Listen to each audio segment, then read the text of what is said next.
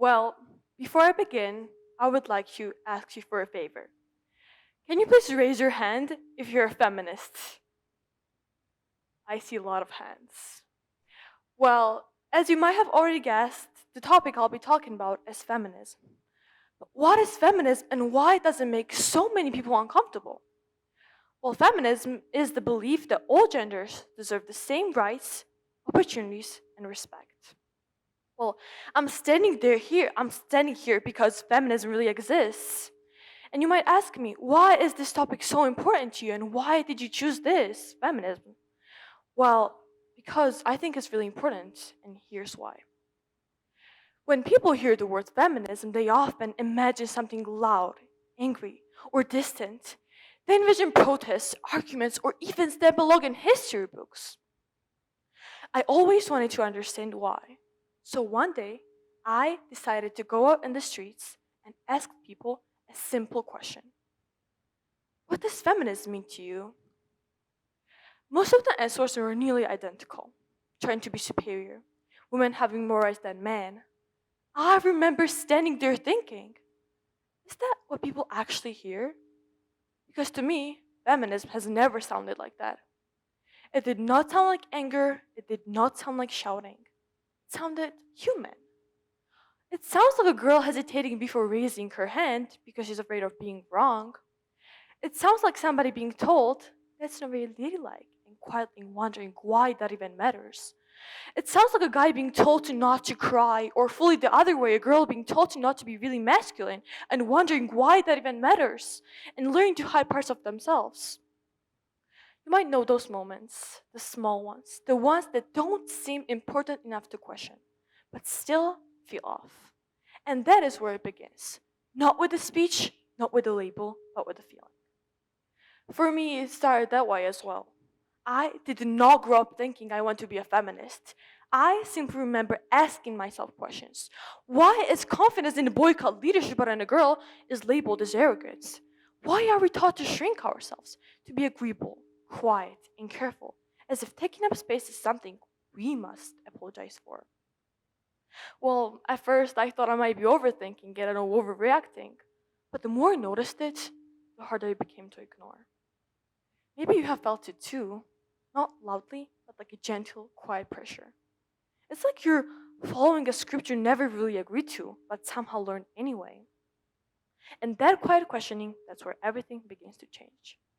Because feminism, at its core, is not about being superior to anyone. It's about having the freedom to be your authentic self without being pressured to conform somebody else's expectations.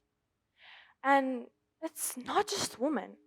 Those expectations do not only affect girls. Boys are told to not to cry, not to be soft, not to show vulnerability. They are given a different script, but it's just as limiting. This is not about one group versus another. It's about all of us questioning the small, invisible rules that shape how we live. Well, imagine a world where you don't have to prove your worth by how well you fit into your role. Where being respected does not mean being less of who you are. Where you don't have to hide parts of yourself just to be accepted. And change does not happen all at once.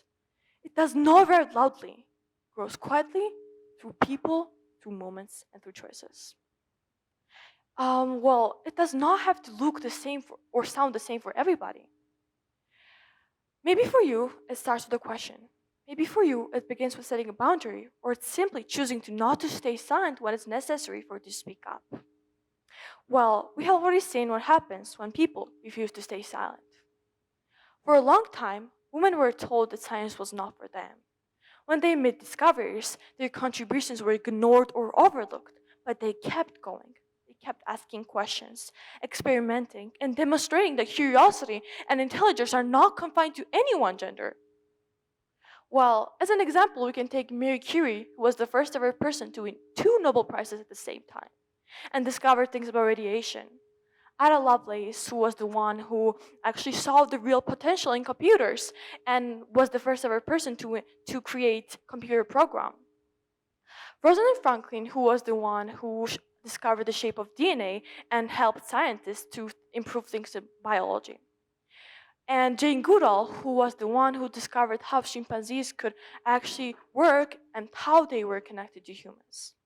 Well, these people made huge changes, and we know their names right now because they chose to not remain silent when it was necessary for them to speak up. Now, because of them, more girls are entering these fields, becoming doctors, engineers, or researchers. And every time that happens, somebody younger student thinks, wait, maybe I can actually do that too. And exactly, yes, they can. That is how change actually grows. It does not remain with just one person, but it reaches others. And the most important part is that it does not have to look or sound the same for everybody. As I already said, maybe for you it begins with a question, or for you it might start with setting a boundary, or it's simply telling a story, or not to remain silent when it's necessary for you to speak up, or not laughing at a joke that kind of seems off. Well, that is enough, because every time you choose to speak, you make it easier for somebody else to do the same. Gradually, those voices come together, not as a noise, but as something more powerful, a shift, a movement, a new normal. That is what it truly sounds like. Not just a single voice, but many finally being heard. Thank you.